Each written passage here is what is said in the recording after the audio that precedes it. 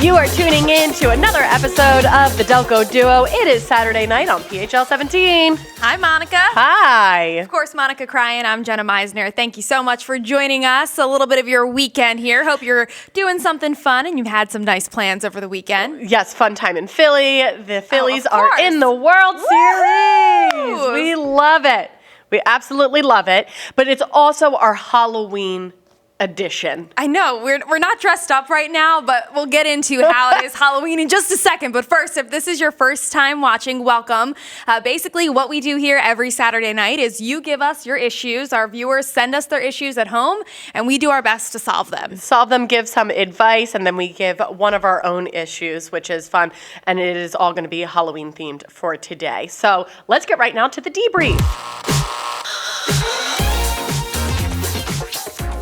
Jenna and I are true Delco Halloweeners. We've gone trick-or-treating throughout Delco. Yes.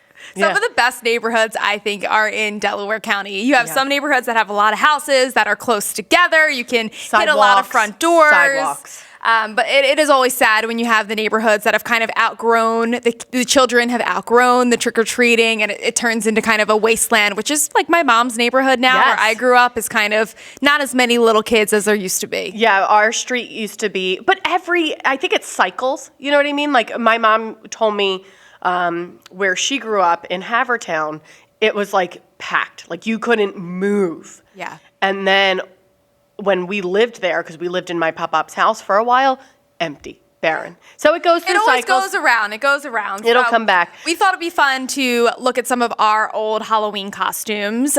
Since we're not dressed right now, Monica, you're up first. So. Okay. So I am in the first one with that weird-looking witch, not the one with the face mask. I'm the one with the weird black lips. I like it. I like the black lipstick. Yeah, and the best people to go trick-or-treating with your siblings. How cute are they? They Ronnie are so Leah. cute. You look so serious, though. Like, lighten up. It's Halloween. No, I was taking my job very seriously. And so then this is my favorite costume that I did ever. This was in college. Are those green tighty whitey? Yes, we did. What am I looking at right now? We did the Teenage Mutant Ninja Turtles, and then some other girls got dressed up. They didn't get the invite to be the turtles. There's only 4. You couldn't have more than you could have just. It's Halloween and you're dressed as a Ninja Turtle. I think you could have expanded on the imagination. No, we were. So my one friend at the bottom there, kind of crouched over. She took this so seriously, and I don't even know who I was. You were the purple one. Is that Michelangelo? I don't think so, because you have the D on you. So well, anyway, we can come back to. I'm not good with the Ninja Turtles either. I was more of like a Power Rangers girl growing up. I didn't really watch much of the Ninja Turtles. I didn't either, but my friend said we're being Teenage Mutant Ninja Turtles. Okay. She bought everything for us. Oh, perfect. Right, but then we didn't have shells, and she said I'm gonna go to the store and buy a shell. So let's go. And we get to Walmart, and you had to buy the whole trash can instead of just buying the top. The lid.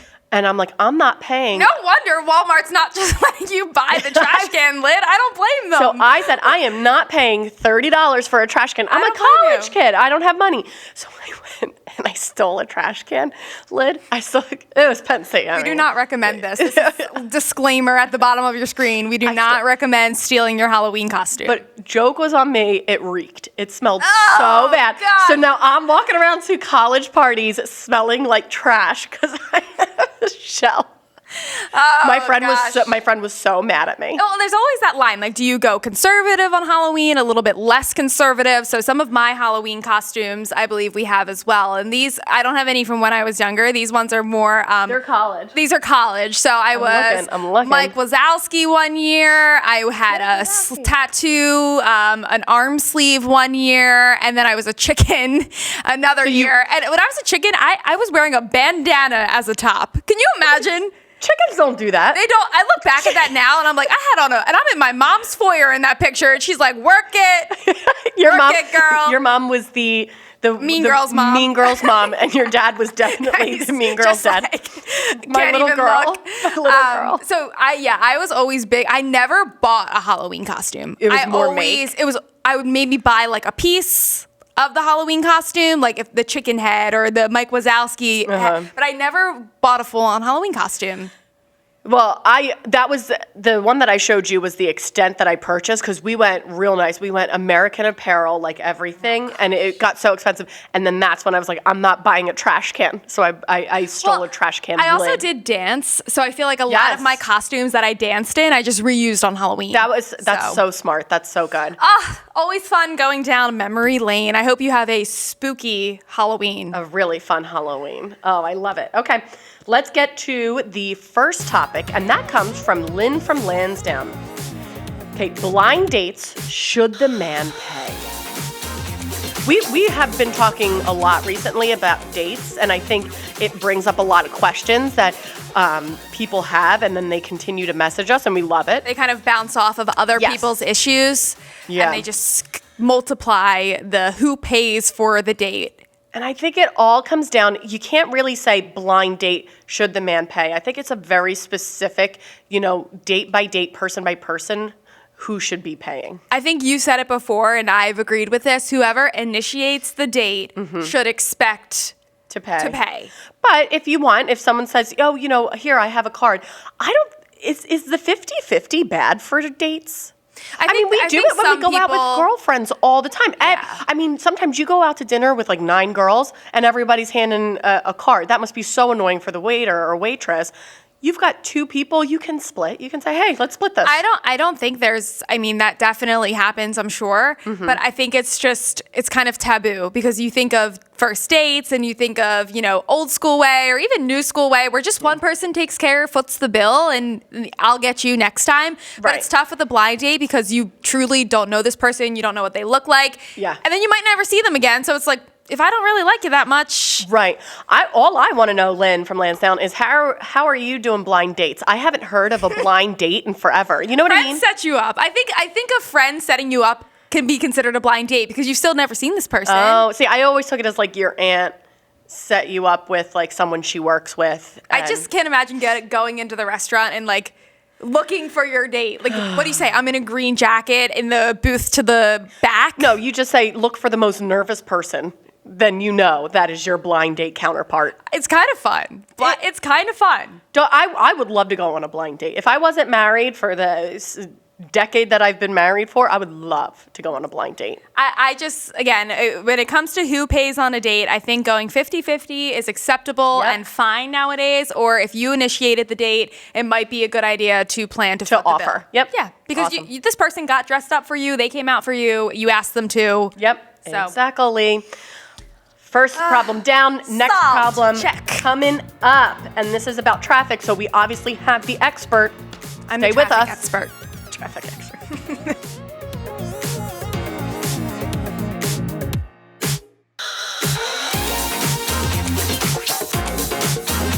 And welcome back. You are watching the Delco Duo. This next topic, Right. I feel like I have some sort of authority on it because it is traffic related. Okay, so And I get us through those delays Monday through Friday. we'll read it, then you answer it, and then I tell you if I think you're right. All right, so Francesca from Fallcroft. When in traffic and trying to exit, there's a line to do so. My husband will let a person in who goes flying up alongside the line and tries to cut in. I, on the other hand, think the arrogance of that person thinking he or she is special and their time is more important than mine. I block that person and will not let them in. Who's right? Okay, so her husband We've seen lets it. the person come in at the last minute, The one who flies Francesca- along the side. does not let this person in. She blocks them. And this is why marriage is a beautiful thing. There's always the yin and the yang. There's Yes. always, I think I'm more of the block the person from coming in, and and Eugene's like, come on in. So my husband is the person coming up the line. No. Every single time Stinking way, he you're does kidding. it, I'm in the passenger side, like cringing for my life because people are crazy on the roads nowadays.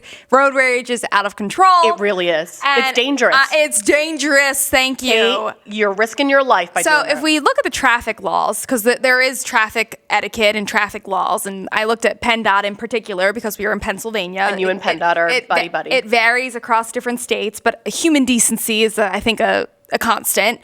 If you are exiting, you're supposed to get over as early as possible. So as soon as that exit starts to form, that is when you get over. You don't do it in the middle. That is what PennDOT says. As soon as you know you're exiting, you get off as far back.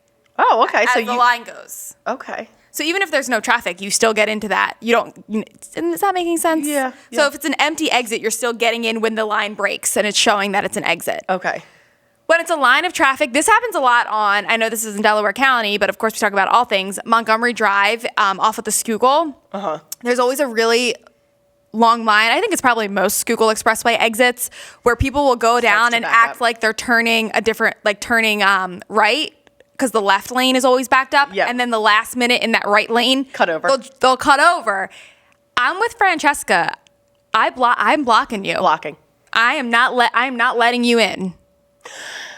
I feel bad because sometimes, I'll like look at the car and see if it's just like a woman my age, I'm like, I'm blocking you. You think, but if it's like a guy, I get afraid. I'm like, go ahead. No, Go ahead. it depends also what kind of mood I'm in. Like if I've been driving for a while and I'm tired and I just want to get where I'm going, like I'm super annoyed that, like Francesca said, you think your time is more important than mine and you're cutting me off. No, it's not right that the people are doing it. So therefore, it's so common though. Right. It happens so much. Who do those people think they are? Like, do you really honestly think you have somewhere to be more Unless than I you're do? lost and you truly don't, or like, oh, that's my exit. Shoo.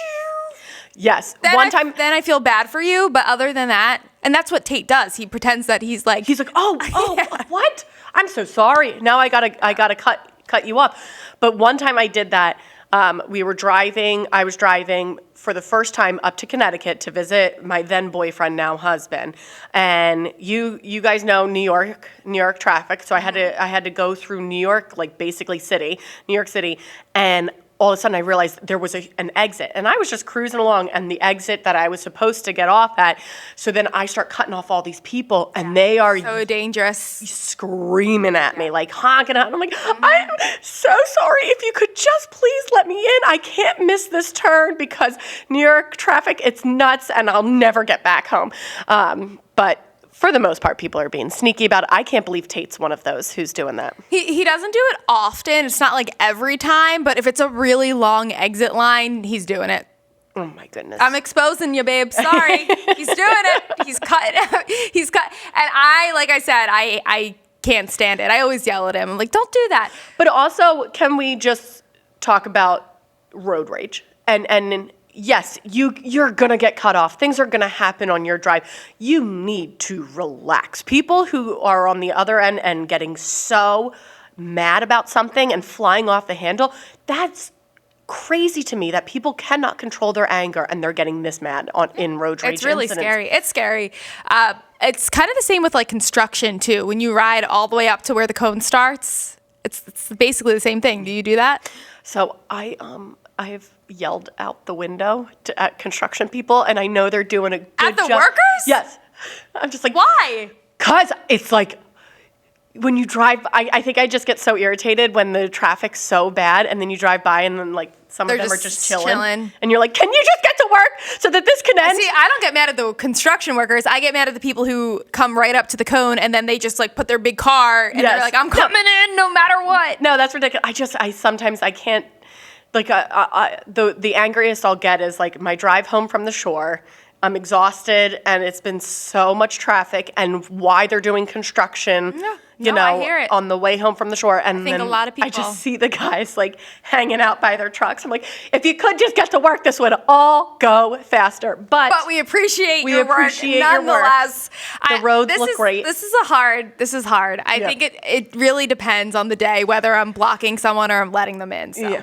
And I think we all can agree road rage needs to end. Yeah, okay. Please be careful on the roads. Yes. All right, coming up, we have solved 2 of your problems, kind of. I don't know if we solved the last one, but coming up, we have one of our own issues to bring to the table. Make sure you stay tuned.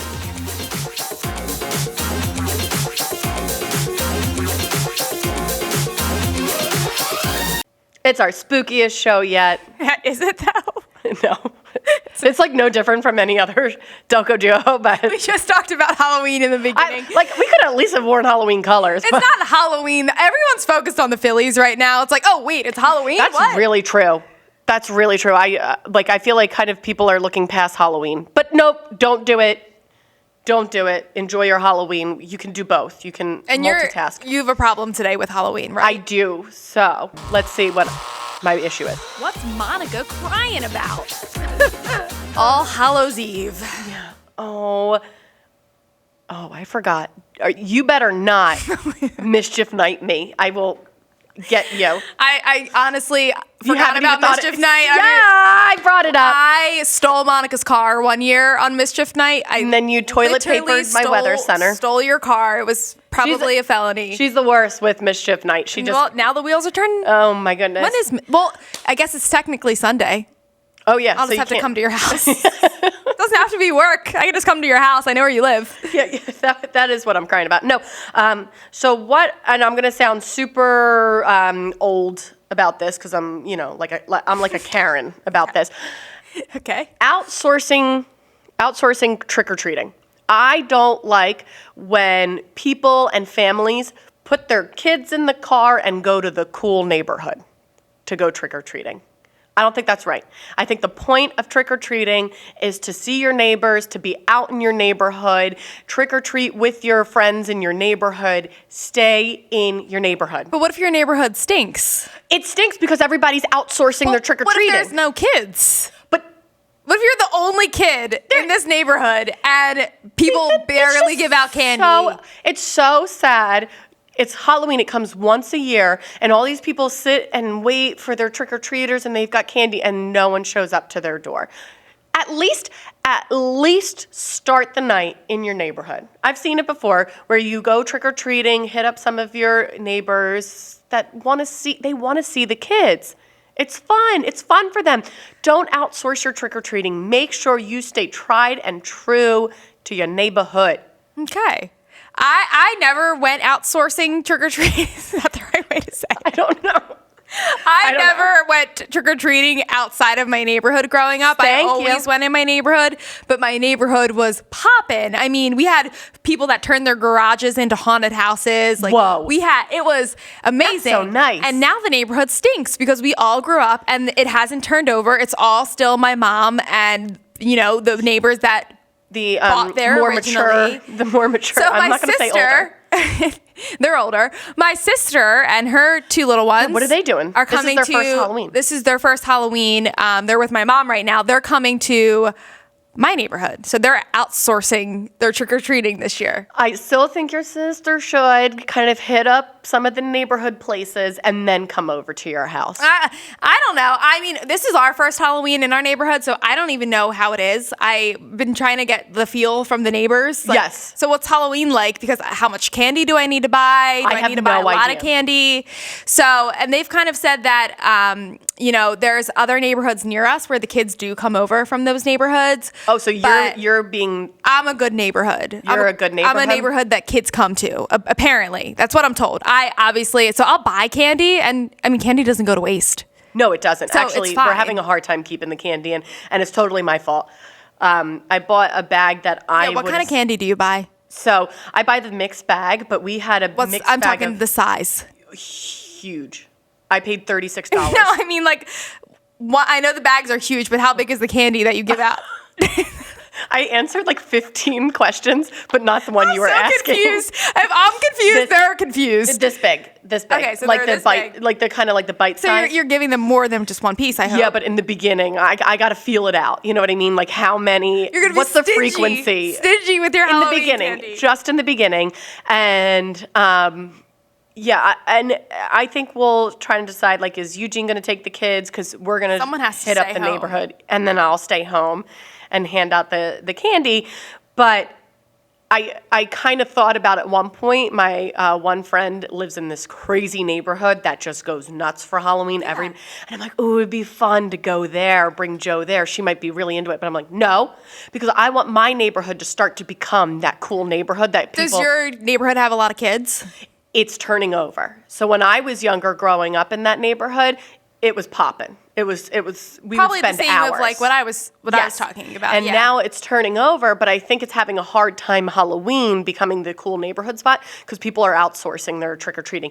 Don't do it. Stay in your hood. I think isn't there apps now that like tell you like the best don't do that. neighborhoods? Like didn't a dad in Havertown or didn't a dad in Delco create an app for? He might. I know the dad who created an app for the good Halloween or Christmas lights. Christmas lights. Okay, I was but thinking I think that it was then for doubles. It doubles as like a good Halloween neighborhood. But I wonder how you get on that map. Like what? Do you like say like, trying. I have king size candy bars? Like put me on the app. Come to my house. I'm trying to become that neighborhood. Okay. All right, that's an interesting take. I think it's okay to do, but Monica says no. Okay, that's what I'm crying about. All right, let's head to trivia now. The question this week, I made it sports related because I feel like we're just talking about sports a lot. Oh my gosh, and you're going a whole other sport, rugby. Where was the home of a rugby team that played in the American National Rugby League? Ooh, okay. It's got to be in Delco somewhere. Stay with us.